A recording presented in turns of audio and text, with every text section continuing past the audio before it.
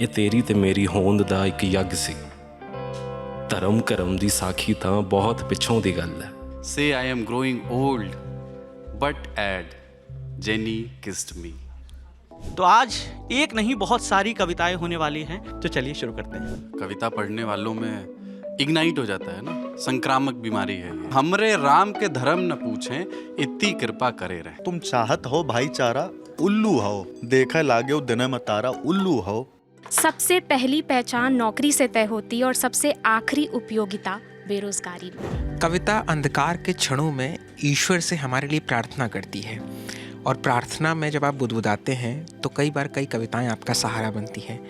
अगर अब और आग जली तो लौ तुम तक भी आ जाएगी, ये तुम्हारी लगाई आग तुम्हें ही भस्म कर जाएगी। वो खून कहो किस मतलब का जिसमें जीवन न रवानी है, जो परवश होकर बहता है वो खून नहीं है पानी है। सुबह की ओस ने लिया है बोसा, कैंटीन में आया है जलेबी और समोसा। आप लोग मने मन जरे लगली दूनो, भय तू मैं लगे लड़ाई लगली दूनो। साधु छुड़ावे सिपाही छुड़ावे, हलवाई जैसे कराही छुड़ावे। उसकी आंखें भीग गईं, धीमी सी आवाज में बोली, देखो चूड़ी टूट गई। अपनी तारीख का उन्वान बदलना है तुझे, उठ मेरी जान, मेरे साथ ही चलना है तुझे। कुछ भी नहीं होता पार नदी में धंसे बिना, न पुल पार होता है न नदी पार होती है। पर रोना नहीं आता, आती है याद उस समय की जब रोना आसान था। जो शामें उनकी सोहबत में कटा करती थी अब अक्सर गुजर जाती हैं कंप्यूटर के पर्दों पर। वेश्याओं से ज्यादा निर्वस्त्र हुई हैं माएं, पुतलों से ज्यादा जलाए गए हैं इंसान। कौन जात हो भाई, दलित है साहब। कविता, कवि और काव्य परंपराओं को तो वैसे हर रोज सम्मान दिया जाता है, लेकिन 21 मार्च वो दिन है जब विश्व कविता दिवस मनाया जाता है। और इस दिन को ख़ास तौर पर इसलिए सेलिब्रेट किया जाता है कि ये दिन कवियों के लिए है जो काव्य परंपरा से जुड़े लोग हैं, कविता से जुड़े लोग हैं। तो लल्लन टॉप न्यूज़ रूम में हमेशा एक कविता रोज़ तो आप देखते ही हैं, तो आज एक नहीं बहुत सारी कविताएं होने वाली हैं। और पहले ही हमने अनाउंस कर दिया था कि आज हम ये वीडियो रिकॉर्ड करने वाले हैं, और कुछ लोगों के पास औचक निरीक्षण टाइप वाला भी रहेगा। जाएंगे और जानेंगे कौन फेवरेट कवि है और उनकी कौन सी कविता उनको बहुत प्रिय है। मैं भी सुनाऊंगा इस वीडियो के अंत में। तो चलिए शुरू करते हैं। अमृता प्रीतम दी कविता आदि धर्म। मैंने जद तू ਨੂੰ ਪਹਿਨਿਆ ਤਾਂ ਦੋਵੇਂ ਹੀ ਪਿੰਡੇ ਅੰਤਰ ਧਿਆਨ ਸਨ। ਅੰਗ ਫੁੱਲਾਂ ਦੀ ਤਰ੍ਹਾਂ ਗੁੰਦੇ ਗਏ ਤੇ ਰੂਹ ਦੀ ਦਰਗਾਹ ਤੇ ਅਰਪੇ ਗਏ। ਤੂੰ ਤੇ ਮੈਂ ਸੁਗੰਧਿਤ ਸਾਮਗਰੀ, ਇੱਕ ਦੂਜੇ ਦਾ ਨਾਂ ਹੋਠਾਂ ਤੋਂ ਨਿਕਲਿਆ ਤਾਂ ਉਹੀ ਨਾਂ ਪੂਜਾ ਦੇ ਮੰਤਰ ਸਨ। ਇਹ ਤੇਰੀ ਤੇ ਮੇਰੀ ਹੋਂਦ ਦਾ ਇੱਕ ਯੱਗ ਸੀ। धर्म करम दी साखी तां बहुत पिछों दी गल है। कविता अंधकार के क्षणों में ईश्वर से हमारे लिए प्रार्थना करती है, और प्रार्थना में जब आप बुदबुदाते हैं तो कई बार कई कविताएं आपका सहारा बनती हैं। अशोक वाजपेयी की ऐसी ही एक कविता मेरे सबसे अंधेरे कोनों के लिए एक कविता है। अशोक वाजपेयी की ऐसी एक कविता मेरे सबसे अंधेरे दिनों के लिए एक उजास का, एक उम्मीद की एक किरण है। कविता का शीर्षक है विदा। तुम चले जाओगे पर थोड़ा सा यहाँ भी रह जाओगे, जैसे रह जाती है पहली बारिश के बाद धरती, हवा में धरती की सोंधी सी गंध। भोर के उजास में थोड़ा सा चंद्रमा, खंडहर हो रहे मंदिर में अनसुनी प्राचीन नुपुरों की झंकार। तुम चले जाओगे पर थोड़ी सी हंसी, आँखों की थोड़ी सी चमक, हाथ की बनी थोड़ी सी कॉफ़ी, यहीं रह जाएंगे प्रेम के सुनसान में। तुम चले जाओगे पर मेरे पास रह जाएगी प्रार्थना की तरह पवित्र और अदम्य तुम्हारी उपस्थिति, छंद की तरह गूंजता तुम्हारे पास होने का एहसास। तुम चले जाओगे और थोड़ा सा यहीं रह जाओगे। एक अंग्रेज़ क्रिटिक पोएट हुए हैं 70s, 1858 1859 में उनकी डेथ हुई थी। उस दौर में उनका नाम था ले हंट, और बड़ा वहाँ चर्चित नाम है। उनकी एक बहुत छोटी सी कविता है और मुझे बड़ी प्रिय है। एक समय के बाद आदमी के लिए कैसे सिर्फ एक चीज़ महत्वपूर्ण होती है। इस कविता का शीर्षक है Jenny kissed me. Jenny kissed me when we met, jumping from the chair she sat in. Time you thief who love to get sweets into your list, put that in. Say I am weary, say I am sad, Say that health and wealth have missed me. Say I am growing old. But add, Jenny kissed me. एक कविता और मैं छोटी सी, और वो पूरी नहीं पढ़ूंगा क्योंकि वो सिर्फ रिकमेंडेशन के लिए है, पूरी आप स्वयं पढ़ लेंगे। मैं उसका एक हिस्सा पढ़ता हूँ। मेरी हिंदी की पसंदीदा कविताओं में से एक है शमशेर बहादुर सिंह की कविता, कई लोगों ने सुनी होगी, टूटी हुई बिखरी हुई। पर इसमें जो रिदम है ना पढ़ने में, उस रिदम को मैं बहुत इन्जॉय करता हूँ। वो इस तरह से है, और मैं पूरी नहीं पढ़ूंगा, बीच में छोड़ दूंगा क्योंकि लंबी कविता है, तो आगे जिन्हें पढ़नी होगी पढ़ लेंगे। टूटी हुई बिखरी हुई चाय की दली हुई पाँव के नीचे पत्तियाँ। टूटी हुई बिखरी हुई चाय की दली हुई पाँव के नीचे पत्तियाँ, मेरी कविता। बाल झड़े हुए मैले से रूखे गिरे हुए गर्दन से फिर भी चिपके, कुछ ऐसी मेरी खाल। मुझसे अलग सी मिट्टी में मिली सी, दोपहर बाद की धूप छाह में खड़ी इंतज़ार की ठेले गाड़ियाँ, जैसे मेरी पसलियाँ, खाली मेरी पसलियाँ। खाली बोरे सूजों से रफू किए जा रहे हैं जो मेरी आँखों का सूनापन है। ठंड भी एक मुस्कुराहट लिए हुए है जो कि मेरी दोस्त है। कबूतरों ने गज़ल गुनगुनाई, मैं समझ न सका रदीफ़ काफ़िए क्या थे। इतना खफीफ, इतना हल्का, इतना मीठा उनका दर्द था। आसमान में गंगा की रेत आईने की तरह हिल रही है, मैं उसी में कीचड़ की तरह सो रहा हूँ और चमक रहा हूँ कहीं न जाने कहाँ। मेरी बांसुरी है एक नाव की पतवार जिसके स्वर गीले हो गए हैं। छप छप छप मेरा हृदय कर रहा है, छप छप छप। आगे की बची हुई कविता खुद खोज करके पढ़ें। चूँकि सब लोग अपनी अपनी भाषा में कविता सुना रहे हैं, तो मैं अवधि में कविता सुनाना चाहता हूँ। भी थोड़े दिन पहले महाकुंभ बीता है, और महाकुंभ में सबसे बड़ा दिन होता है अमावस्या का दिन, उसको मौनी अमावस्या जिस दिन बोलते हैं। तो उस पर कैलाश गौतम ने एक बहुत बढ़िया कमाल की ऑब्जर्वेशनल कविता लिखी हुई है, और बहुत बड़ी कविता है, लेकिन मैं उसका एक बार अपना पसंदीदा पैरा सुनाता हूँ, जिसमें दो सखियाँ जब मेले में मिलती हैं तो उसका क्या स्वरूप होता है। एही में चंपा चमेली भेटैली, बचपन के दोनों सहेली भेटैली। ये आपन सुनावे वो आपन सुनावे, दोनों आपन गहना गदेला गिनावे। मतलब गहना और बच्चों को गिना रहे हैं। तो फिर पूछ रही है एक दूसरे से, असो का बनौलू असो का गढ़ौलू, तू जीजा के फोटो ना अब तक पठौलू। नए उन्हें रोकें नए उन्हें टोकें, दोनों अपने दुल्हा के तारीफ़ झोंकें। हमें अपने सासू की पुतरी तू जाना, हमें अपने ससुर जी की पगड़ी तू जाना। शहरियों में पक्की देहतियों में पक्की, चलत हुए टेम्पो चलत हुए चक्की। अब चूंकि अब भावना जेलसी की तरफ बढ़ गई है, तो फिर आगे कवि कहता है, मने मन जरे लगली दूनों, भय तू मैं लगे लड़ाई लगली दूनों। साधु छुड़ावें सिपाही छुड़ावें, हलवाई जैसे कराही छुड़ावें। अमौसा का मेला अमौसा का मेला। इसमें मतलब एक पैरा और इसके ऊपर का है, वो भी बड़ा प्यारा सा है कि जैसे कोई नई दुल्हन जब मेले में जाती तो कैसे जाती है। गुलब्बन के दुल्हन चलें धीरे धीरे, भरल नाव जैसे नदी तीरे तीरे। सजल देही जैसे हो गौना के डोली, हंसी हो बतासा शहद हुए बोली। दिखैली है ठोकर बचौली है धक्का, मने मन चुहारा मने मन मुनक्का। बहुत कमाल की कविता है, पूरी लंबी चौड़ी है। कुलदीप जी भी बहुत अच्छे से पढ़ते हैं। तो देखो मैं बहुत सुना चुका हूँ, पर आप इसको एडिट भी कर देना चाहे तो, कि मैं अपने हिस्से के सुना चुका हूँ। पर जिसने अवधि में कविता सुनाई तो कविता पढ़ने वालों में इग्नाइट हो जाता है ना, संक्रामक बीमारी है ये।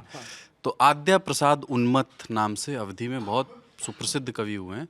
उनकी 4 पंक्तियाँ हैं, मुझे बहुत पसंद हैं, और लोग उसको बहुत रेलेवेंट भी समझेंगे आज के दौर में। मैं समझाता भी रहूँगा, वैसे समझ में आएगी।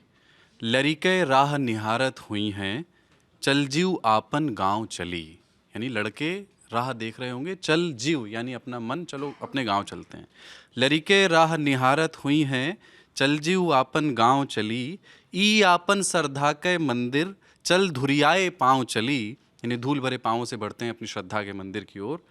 मजहब की छाती पर बैठा भल भय कोदों दरें रहें। कोदों एक किस्म का अनाज होता है मोटा, उसको आप इस तरह से मुहावरे मेटाफोरिकली इस तरह से समझ सकते हैं कि छाती पर मूंग दलने वाली बात है। मजहब की छाती पर बैठा भल भय कोदों दरे रहें, और हमरे राम के धर्म न पूछें, इतनी कृपा करे रहें। हमरे राम के धर्म न पूछें। बहुत बढ़िया कविता। ये मेरे बहुत पसंदीदा शायर कैफ़ी आज़मी की एक नज़्म है। कदर अब तक तेरी तारीख़ ने जानी ही नहीं, तुझ में शोले भी हैं बस अश्क फिशानी ही नहीं, तू हकीकत भी है दिलचस्प कहानी ही नहीं, तेरी हस्ती भी है एक चीज़ जवानी ही नहीं, अपनी तारीख़ का उन्वान बदलना है तुझे, उठ मेरी जान मेरे साथ ही चलना है तुझे। मैंने कविता निकाल के रखी है गोपाल दास नीरज की। भूल गया है तू अपना पथ और नहीं पंखों में भी गत, किंतु लौटना पीछे पथ पर अरे मौत से भी बदतर, खग उड़ते रहना जीवन भर। मत डर प्रलय झकोरों से तू, बढ़ आशा हलकोरों से तू, क्षण में यह अरिदल मिट जाएगा तेरे पंखों से पिसकर, खग उड़ते रहना जीवन भर। यदि तू लौट पड़ेगा थक कर, अंधड़ काल बवंडर से डर, प्यार तुझे करने वाले ही देखेंगे तुझको हंस हंस कर, खग उड़ते रहना जीवन भर। और मिट गया चलते चलते, मंजिल पथ तय करते करते, तेरी खाक चढ़ाएगा जग उन्नत भाल और आँखों पर, खग उड़ते रहना जीवन भर। तो ये कविता जब मैंने लिखी थी तो तब से आज तक ये मुझे उतनी ही रेलेवेंट लगती है, इसलिए मैं ये सुना रही हूँ। यह है नज़रों के ऊपर। तेरी मेरी कहानी समान सी है, यहाँ बात तो वैसे आम सी है, तू जब भी चार दीवारी के बाहर निकलती है नज़रों में फंसती है, कहानी मेरी भी तुझसी है। कुछ नज़रें मेरा पीछा सा करती हैं, आंकती हैं मेरी लंबाई को, बदन की चौड़ाई को, कपड़ों की ऊंचाई को। यह सब मुझे शर्म से ढक देता है और एक प्रश्न खड़ा कर देता है कि क्यों ये समाज इस बात पर शांत जी रहा है, क्यों इस पर अपना मुख सी रहा है। हर बात पर हमें समझाते हैं, बदन को ढकना ही सिखाते हैं, नज़रों पर कोई प्रश्न नहीं होता, जैसे ये उनका जन्मसिद्ध अधिकार होता है। अश्लील शब्दों से एक स्त्री की व्याख्या हो जाती है और समाज की ठेकेदारी सिर्फ उसका मजाक बनाती है। इस समाज के ठेकेदारों, स्त्री को इतना लज्जित तो ना कराओ, उसके अस्तित्व पर यूं प्रश्न चिन्ह ना लगाओ, ना आंको उसको उसके अंग से, ना उसके रंग से, पहचान उसकी तुम कला से करो, आकलन तुम आसमान से। स्त्री के विकास को रोकने वालों, ज़रा नज़रें खुद पर घुमाओ और थोड़ी मुस्कुराहट चेहरे पर लाओ।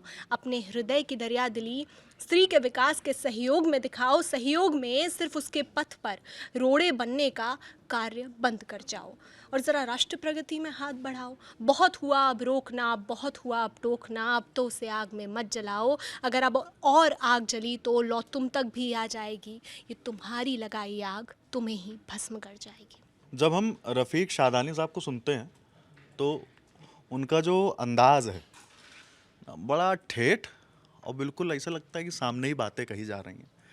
तो वो कहते हैं कि तुम चाहत हो भाईचारा उल्लू हो, देखा लागे दिन में तारा उल्लू हो, समय के समझो यार इशारा उल्लू हो, तुम हूँ मारो हाथ करारा उल्लू हो, जवान बीवी छोड़ के दुबई भागत हो, जैसे तैसे करो गुजारा उल्लू हो, कहत रहन ना फंसो प्यार के चक्कर में, झुराए के होई गए छुहारा उल्लू हो, डिग्री लैके बेटा दर दर भटकौ ना, हवा भरो बेचो गुब्बारा उल्लू हो, इनका उनका रफ़ीक का घोरावत हो, जब ऊ चाहिए है मिले किनारा उल्लू हो। खूनी हस्ताक्षर गोपाल प्रसाद व्यास की। तो वो खून कहो किस मतलब का जिसमें उबाल का नाम नहीं, वो खून कहो किस मतलब का आ सके जो देश के काम नहीं, वो खून कहो किस मतलब का जिसमें जीवन न रवानी है, जो परवश होकर बहता है वो खून नहीं है पानी है। उस दिन लोगों ने सही सही खून की कीमत पहचानी थी, जिस दिन सुभाष ने बर्मा में मांगी उनसे कुर्बानी थी। बोले स्वतंत्रता की खातिर बलिदान तुम्हें करना होगा, तुम बहुत जी चुके जग में लेकिन आगे मरना होगा। आज़ादी के चरणों में जो जय माल चढ़ाई जाएगी, वो सुनो तुम्हारे शीशों के फूलों से गूंथी जाएगी। आज़ादी का संग्राम कहीं पैसों पर खेला जाता है, ये शीश कटाने का सौदा नंगे सर झेला जाता है। और बहुत बढ़िया, मैं अंत का जो उसके पद हैं दो वो सुना देता हूँ। फिर उस रक्त की स्याही में वे अपनी कलम डुबाते थे, आज़ादी के परवाने पर हस्ताक्षर करते जाते थे। उस दिन तारों ने देखा था हिंदुस्तानी विश्वास नया, जब लिखा महा रणवीरों ने खून से अपना इतिहास नया। रउआ ऐती तंगना अंजोर हो जाइत, हमरा मन बाटे सावर उगोर हो जाइत, जवन छौले अनहरिया के रतिया बाटे तवन रौदी मुस्कैला से भोर हो जाइत। जौना सरसों से भूतवा झराए के बा भूत ओही सरसौआ में घुसल बाटे। जौना नेता के दुखवा सुनावे के बा लोग ओही के चमचा के चूसल बाटे। कुबेरनाथ मिश्र। वैश्याओं से ज़्यादा निर्वस्त्र हुई हैं माएँ, पुतलों से ज़्यादा जलाए गए हैं इंसान। आंसुओं से ज़्यादा बहा होगा रक्त, मरहम से भी ज़्यादा बिकी होंगी गोलियाँ। फिर भी गुस्से से भी ज़्यादा बची है उम्मीद, रोज़ सोकर भी सपनों से ज़्यादा बाकी है नींद। ये इसके जो कवि हैं वो मेरे बहुत अच्छे दोस्त हैं और अभी मैंने उनकी जिनका नाम मैं कैमरे पे नहीं बताऊंगी, पर हाँ मैंने उनके हाल ही में काफ़ी सारी कविताएं पढ़ी और ये उनमें से मेरी फेवरेट कविता है। मैं डॉक्टर स्यूस पढ़कर बड़ी हुई हूँ। अगर किसी को नहीं पता तो डॉक्टर स्यूस एक बुक आती थी जो पूरी पोइट्री की ही बुक होती थी और ये एक इंग्लिश पोइट्री होती थी। तो मेरे को हमेशा बताया गया था स्कूल में भी कि जो डॉक्टर स्यूस हैं वो हर किसी बच्चे को पढ़नी चाहिए, ठीक है। तो उनकी एक कविता थी जो मुझे बचपन में नहीं समझ में आती थी, बट इस कविता का नाम है आई लव माई जॉब। तो इसकी मैं लास्ट लाइन पढ़ना चाहूँगी। आई love my job, I say it again, I love my job, I say it again, I even love those friendly man who have come today in clean white coats to take me away.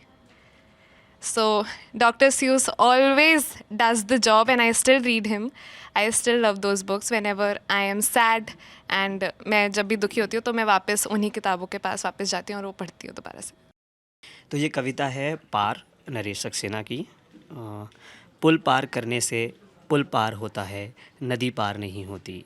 नदी पार नहीं होती नदी में धंसे बिना। नदी में धंसे बिना पुल का अर्थ भी समझ नहीं आता। नदी में धंसे बिना पुल पार करने से पुल पार नहीं होता, सिर्फ लोहा लंगड़ पार होता है।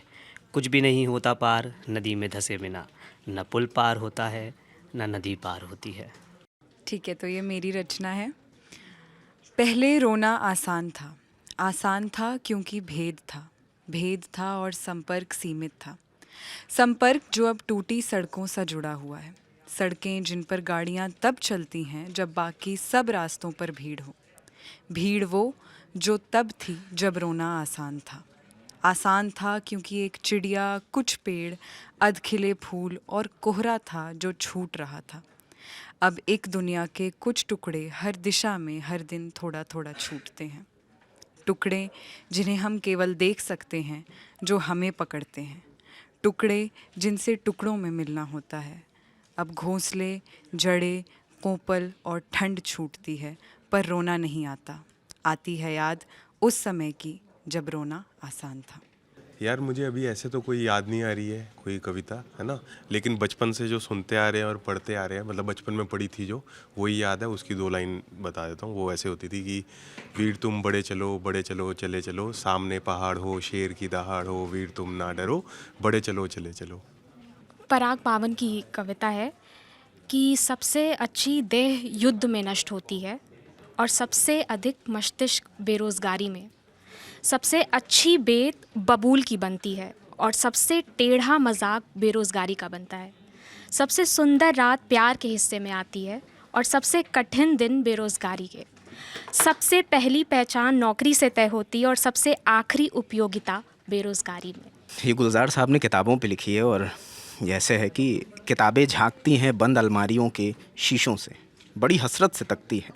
महीनों अब मुलाकात नहीं होती। जो शामें उनकी सोहबत में कटा करती थी अब अक्सर गुजर जाती हैं कंप्यूटर के पर्दों पर। बड़ी बेचैन रहती हैं किताबें, उन्हें अब नींद में चलने की आदत हो गई है। बड़ी हसरत से तकती हैं जो कदरें वो सुनाती थी कि जिनमें सिल कभी मरते नहीं थे। वो कदरें अब नज़र आती नहीं घर में। जो रिश्ते वो सुनाती थी वो सारे उधड़े उधड़े हैं। एक कविता तो अज्ञे की है, सच्चिदानंद हीरानंद वात्स्यायन अज्ञे की। उनकी कविता है कि सांप तुम सभ्य तो हुए नहीं, नगर में बसना भी तुम्हें नहीं आया। एक बात पूछूं, उत्तर दोगे? तब कैसे सीखा डसना, विष कहाँ पाया। ये कविता मुझे बहुत अच्छी लगती है और एक मेरे दोस्त की है, उनका प्रमोशन भी बनता है। बहुत ही छोटी सी कविता और शायद कविता के लिहाज से उतनी कविता ना भी हो, लेकिन मुझे बहुत अच्छी लगती है। वो है कांच की चूड़ी जैसी लड़की कॉलेज के कमरे में बैठी, जाने क्या कुछ सोच रही थी। मैं भी उसके पास था बैठा, उसको गौर से देख रहा था। क्या किस्सा है, मैंने पूछा। उसकी आंखें भीग गईं, धीमी सी आवाज़ में बोली, देखो चूड़ी टूट गई। अभी मैं एक गीत चतुर्वेदी की एक किताब पढ़ रहा हूँ, कविता की किताब है न्यूनतम मैं। उसमें से 4-5 पंक्तियाँ हैं, वो पढ़ के बताता हूँ कि जीवन में हर चीज़ का विलोम नहीं होता, रात एक अंधेरा दिन नहीं होती और दिन एक उजाली रात नहीं होती, चांद एक ठंडा सूरज नहीं और सूरज एक गर्म चांद नहीं, धरती और आसमान कहीं नहीं मिलते, कभी भी नहीं। कैसरुल जाफरी की गज़ल है। तुम्हारे शहर का मौसम बड़ा सुहाना लगे, मैं एक शाम चुरा लूँ अगर बुरा ना लगे, तुम्हारे बस में अगर हो तो भूल जाओ मुझे, तुम्हारे बस में अगर हो तो भूल जाओ मुझे, तुम्हें भुलाने में शायद मुझे ज़माना लगे, जो डूबना है तो इतने सुकून से डूबो, जो डूबना है तो इतने सुकून से डूबो कि आसपास की लहरों को भी पता ना लगे। गोपाल दास नीरज की ये कविता है। तब किसी की याद आती, पेट का धंधा खत्म कर लौटता हूँ सांझ को घर, बंद घर पर बंद ताले पर थकी जब आँख जाती, तब किसी की याद आती, आँख जब लगती ना पल भर, रात गर्मी से झुलस कर और पंखा डुलडुला कर बाँह थक थक शीघ्र जाती, तब किसी की याद आती, अश्रु कण मेरे नयन में और सूनापन मेरे सदन में, देख मेरी क्षुद्रता वह जबकि दुनिया मुस्कुराती, तब किसी की याद आती। पुष्प की अभिलाषा माखनलाल चतुर्वेदी जी की। चाह नहीं मैं सुरबाला के गहनों में गूथा जाऊं, चाह नहीं प्रेमी बाला में बिंद प्यारी को ललचाऊं, चाह नहीं सम्राटों के सौ पर हे हर डाला जाऊं, चाह नहीं देवी के सिर पर चढ़ूं भाग पर इठलाऊं, मुझे तोड़ लेना बनमाली उस पद पर देना तुम फेंक, मातृभूमि पर शीश चढ़ाने जिस पथ पर जावे वीर अनेक। मैं एक छोटी सी कविता पढ़ूंगा, सर्वेश्वर दयाल सक्सेना ने इसको लिखा है। धीरे धीरे मुझे सख्त नफरत है इस शब्द से, धीरे धीरे ही घुन लगता है और अनाज मर जाता है, धीरे धीरे ही दीमकें सब कुछ चाट जाती हैं, साहस डर जाता है, धीरे धीरे विश्वास खो जाता है। मैं उस देश का क्या करूं जो धीरे धीरे खाली होता जा रहा है, भरी बोतलों के पास खाली गिलास सा पड़ा हुआ है। मेरे दोस्तों, तुम मौत को नहीं पहचानते, चाहे वह आदमी की हो या किसी देश की, सब कुछ धीरे धीरे मर जाता है। मेरा संबंध पूर्णिया से है। पूर्णिया एक बिहार का एक ज़िला है और यही वो जगह है जहाँ पे रश्मि रथी लिखी थी राष्ट्रकवि दिनकर जी ने। तो मैं रश्मि रथी से कृष्ण की चेतावनी भाग का एक छोटा सा अंश सुनाऊंगा। यहाँ दुर्योधन ने श्री कृष्ण को घेर लिया था और उन्हें बंदी बनाने का आदेश दिया था। तो कविता है कि बांधने मुझे तो आया है जंजीर बड़ी क्या लाया है, बांधने मुझे तो आया है जंजीर बड़ी क्या लाया है, यदि मुझे बांधना चाहे मन तो पहले तो बांध अनंत गगन, सुने को साध कब सकता है वह मुझे बांध कब सकता है। हित वचन नहीं तूने माना, मैत्री का मूल्य न पहचाना, तो ले मैं भी अब जाता हूँ, अंतिम संकल्प सुनाता हूँ, याचना नहीं अब रण होगा, जीवन जय या कि मरण होगा। गोपाल प्रसाद व्यास की एक कविता है आराम करो, वो मैं आपके सामने पढ़ता हूँ। बड़ी कविता है, उसका छोटा सा एक अंश पढ़ूंगा। आराम जिंदगी की कुंजी, इससे न तपेदिक होता है, आराम सुधा की एक बूंद तन का दुबलापन खोती है, आराम शब्द में राम छिपा जो भव बंधन को खोता है, आराम शब्द का ज्ञाता तो विरला ही योगी होता है। इसलिए तुम्हें मैं समझाता हूँ, मेरे अनुभव से काम करो, ये जीवन यौवन क्षण भंगुर, आराम करो आराम करो। ये एक इंस्टाग्राम पे पेज है पोएम्स इंडिया करके, उसमें एक पोयम है, इंग्लिश की है ये, द हिस्ट्री टीचर्स हैंड्स, ये अमन आलम नाम के एक सज्जन है, उनने लिखी है। तो कैसे हिस्ट्री पढ़ाते वक्त एक टीचर की व्याख्या है ये। Chalk dust fingers tap the desk, 1857 he says revolt or mutiny. Outside, kites wrestle with the wind. Boys chase them down with dust on their ankles. On the board, a map, countries and borders. Borders drawn and redrawn. He rubs a word clean with his sleeve. I look at his hands. They shake slightly like history does when touched too much. अभी अंकिता जी ने कैफी आज़मी की औरत पढ़ी, तो उन्हीं की मैं एक नज़्म पढ़ना चाहूँगा। मकान। आज की रात बहुत तेज़ गर्म हवा चलती है, आज की रात न फुटपाथ पे नींद आएगी, सब उठो, मैं भी उठूँ, तुम भी उठो, तुम भी उठो, कोई खिड़की इसी दीवार पे खुल जाएगी। आज की रात बहुत तेज़ गर्म हवा चलती है। सुबह की ओस ने लिया है बोसा, कैंटीन में आया है जलेबी और समोसा। आप लोग तो सबकी पसंदीदा कविताएं आपने सुन ली। अब मुझे जो पसंद है मैं वो भी सुना देता हूँ। पसंद तो बहुत है, लेकिन ये बच्चालाल उन्मेष की एक रचना है वो मैं सुनाना चाहता हूँ। कौन जात हो भाई, दलित हैं साहब। नहीं मतलब किस में आते हो, आपकी गाली में आते हैं, गंदी नाली में आते हैं और अलग की हुई थाली में आते हैं साहब। मुझे लगा हिंदू में आते हैं, आता हूँ ना साहब पर आपके चुनाव में। क्या खाते हो भाई जो एक दलित खाता है साहब। नहीं मतलब क्या क्या खाते हो, आपसे मार खाता हूँ, कर्ज का भार खाता हूँ और तंगी में नून तो कभी अचार खाता हूँ साहब। नहीं मुझे लगा कि मुर्गा खाते हो, खाता हूँ ना साहब पर आपके चुनाव में। क्या पीते हो भाई जो एक दलित पीता है साहब। नहीं मतलब क्या क्या पीते हो, छुआछूत का गम, टूटे अरमानों का दम और नंगी आंखों से देखा गया सारा भरम साहब। मुझे लगा शराब पीते हो, पीता हूँ ना साहब पर आपके चुनाव में। क्या मिला है भाई जो दलितों को मिलता है साहब। नहीं मतलब क्या क्या मिला है, जिल्लत भरी जिंदगी, आपकी छोड़ी हुई गंदगी और तिस पर भी आप जैसे परजीवियों की बंदगी साहब। मुझे लगा वादे मिले हैं, मिलते हैं ना साहब पर आपके चुनाव में। और ये आखिरी लाइन है, क्या किया है भाई जो दलित करता है साहब। नहीं मतलब क्या क्या किया है, 100 दिन तालाब में काम किया, पसीने से तर सुबह को शाम किया और आते जाते ठाकुरों को सलाम किया साहब। मुझे लगा कोई बड़ा काम किया है ना साहब आपके चुनाव का प्रचार। आपकी पसंदीदा कविता कौन सी है कमेंट में बताइए। देखते रहिए दी ललन टॉप। कैमरे के पीछे मेरे साथी राशिद हैं।